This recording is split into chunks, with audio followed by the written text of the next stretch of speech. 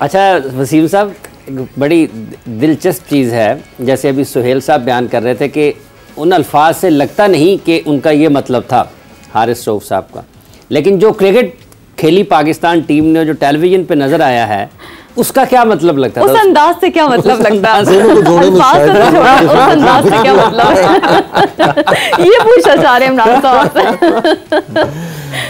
से। देखिए, आपको वो चीज़ एक नज़र तो आ रही ना खेलते हुए कि आप थोड़ा सा, मैं डर के तो नहीं कहूँगा, लेकिन आप थोड़ा सा सेफ्टी के तहत आप खेल रहे थे, मोहतात अंदाज में, जो कि मेरे ख्याल में पहले 5-6 ओवर में आपकी राइट अप्रोच थी। अनलेस के आपको लगा हो कि जी पहले 6 ओवरों में बॉल अच्छा आ रहा है, बेहतर आ रहा है, जैसे हमने प्रीवियस मैचेस के अंदर देखा था, तो हम ज़्यादा वहाँ पे अटैक कर सकते थे।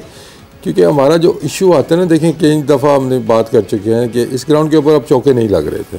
चौके लग रहे होते तो शायद उनका स्कोर भी ज़्यादा होता, अगर उनके ना लगे होते और हम जिस तरह खेले हैं तो ये रन जल्दी हमने वो कर लेने थे। तो वो हमारे पास जो पावर हिटिंग की या हम छक्के मारने की एबिलिटी की बात करते हैं, अच्छा, वो कम पता चला कि माजत कल के ही मैच में हमारी जैसी मतलब कनाडा ने 5 छक्के और 7 चौके मारे और हम वर्ल्ड क्लास टीम ने 2 छक्के और 3 चौके। ये कल का ही मैच है, सेम पिच है। जब हम बात करते हैं ना वसीम साहब इस कंडीशंस पे, तो फिर मैच तो 8 विकेटों से हार गए ना, मतलब हम आराम से 1 साइडेड मैच जीत गए ना। तो सिर्फ छक्कों पे अगर मैच डिसाइड होना होता तो फिर तो कह लेते ना, तो हम ये कह दें जी क्लास है, उन्होंने 5 छक्के मारे हैं, लेकिन मैच वो 1 साइडेड हार गए और हम थर्ड क्लास हैं। ये अप्रोच भी गलत है। जहां मौका मिला वहां अग्रेसिवली उन्होंने अप्रोच मैटर की, मतलब यही जो मैच अब एक 1 साइडेड मैच तो पड़ जा रहा था ना मैच हमारे। आप जिस कॉन्टेस्ट में हम बात कर रहे हैं या आप जाना चाह रही हैं, हाँ हमें वो चीज़ इंप्रूव करने की ज़रूरत है कि हमारी, हम ऐड ऑन करने की बात क्यों करते हैं कि हम आपको गेम अपनी नेक्स्ट लेवल पे लेके जानी होगी।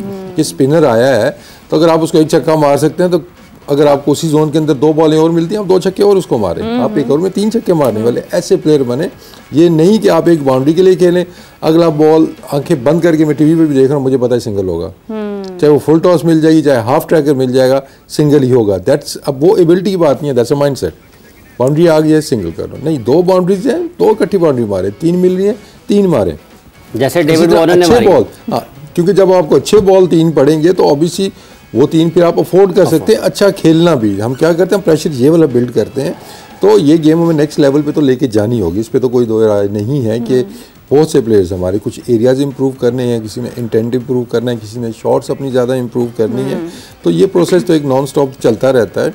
लेकिन फिर मैं कहूँगा कि हमें कल शायद हम कुछ इनोवेशन कर सकते थे। हम मतलब अगर इनोवेशन के साथ साथ अगर कुछ और करना चाहें तो वो कर लें। मेरा ख्याल है वक्फा ले लें, अगर इनोवेशन बहुत ज़रूरी हो गया, बहुत ज़रूरी हो गया जी। एक वक्फा बहुत ज़रूरी हो गया जी। वक्फा लेते हैं और वक्फे के बाद आएंगे, फिर अपने मेहमानों से गुफ्तगू के सिलसिले को आगे बढ़ाएंगे। वेलकम बैक जी टू द प्रोग्राम जोर का जोड़। और जो डिस्कशन है वो तो हमारा जारी है, लेकिन हमने कहा कि चूंकि डिस्कशन यहाँ स्टूडियो से हो रहा है, थोड़ी सी आप लोगों को बाहर की सैर भी करवा देते हैं, स्पेशली वो लोग जो शायद बाहर नहीं, बहुत बाहर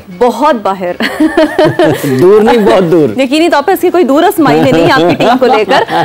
तो बहरहाल हम आपको ले जाने लगे जी सवेरा पाशा, जो फैन पार्क गई थी और वहाँ पर उन्होंने क्या देखा, क्योंकि ज़ाहिर है hosting world cup is very new and the first time for America. तो वहाँ के लोग किस तरीके से एक साइड एक्टिविटीज़ को परस्यू कर रहे हैं, सवेरा पाशा कुछ इंसाइट्स लेकर आई, वो दिखाते हैं आपको।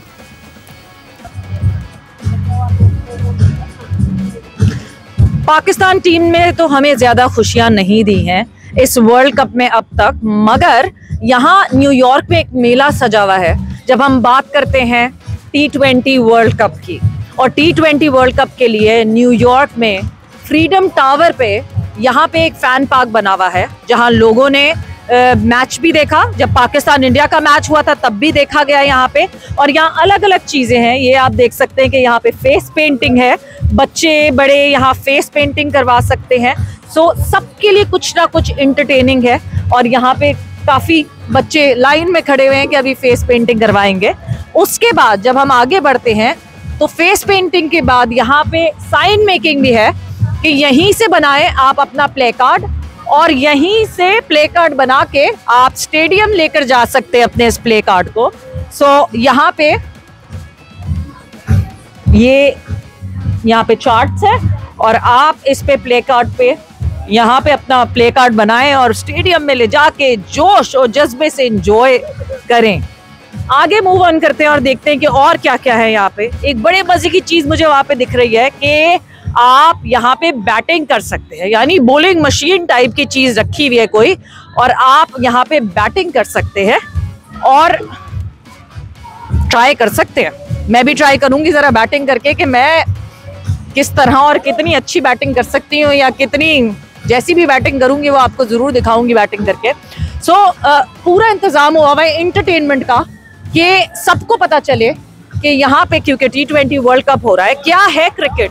यूएस में क्रिकेट को फरोख्त देने के लिए पूरी कोशिशें की जा रही है। ये बड़ा सा स्क्रीन यहाँ पे लगा हुआ है, and trust me, India Pakistan वाले मैच पे यहाँ बहुत बहुत बहुत रश था।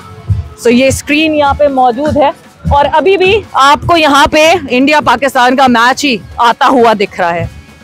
ये पूरी एक फैन पार्क की जगह जहाँ पे बहुत सारी एंटरटेनिंग चीजें हैं और लोग आपको एंजॉय करते हुए दिख रहे हैं। मजे की बात यह है कि यहाँ पे आपको सिर्फ पाकिस्तान, इंडिया, श्रीलंका, बांग्लादेश के लोग नहीं दिख रहे जिनमें ज्यादा क्रेज है क्रिकेट का। यहाँ पे आपको यहाँ के लोकल्स भी दिख रहे हैं जो कि एंजॉय कर रहे हैं और कोशिश कर रहे हैं क्रिकेट सीखने की।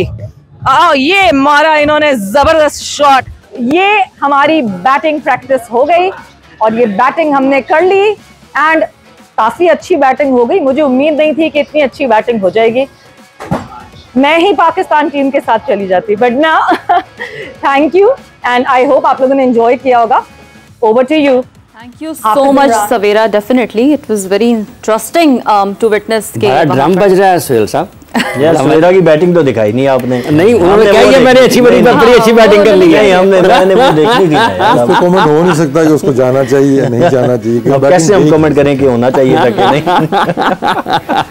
अच्छा, लेकिन मजमूई तौर पर जब हम क्रिकेट के फ़रोग के एतबार से बात करते हैं तो एक ऐसा मुल्क जहाँ पर इस खेल का शुमार उन खेलों में नहीं होता कि जो अवामी सतह पर बहुत मकबूल हो, तो इस किस्म की एक्टिविटी चूँकि आपका तजुर्बा भी है वहाँ पर खेलने का, किस हद तक मददगार हो सकती है, और ये जो मैचेस हो रहे हैं इसका क्या असर पड़ सकता है आपके ख्याल में आने वाले दिनों में?